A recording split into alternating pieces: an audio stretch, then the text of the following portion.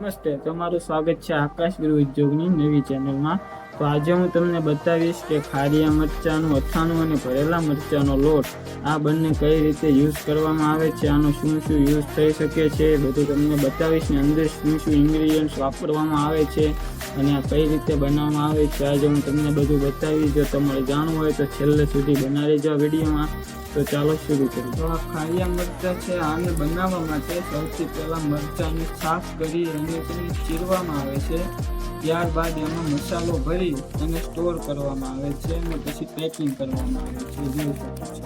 તો આ છે ભરેલા મરચાંના ભજીયાનો લોટ। આને મસાલો લોટ બધું મિક્સ કરી અને બનાવવામાં આવે છે મસાલો દળીને। અને આનો યુઝ છે કે તમે જે ભરેલા મરચાંનું ભજીયા આવે એમાં કશું જ નાખવું ના પડે, ખાલી આ જે પાવડર આવે આ પાવડરને ખાલી અંદર ભરી દો એટલે ડાયરેક્ટ મરચાં તળો એટલે ડાયરેક્ટ મરચાંનું ભજીયા તૈયાર થઈ જાય છે। અમારી કોઈ પણ પ્રોડક્ટ મંગાવવા માટે અમારા વોટ્સઅપ નંબરમાં કોન્ટેક્ટ કરો। વોટ્સઅપ નંબર છે 8488877319।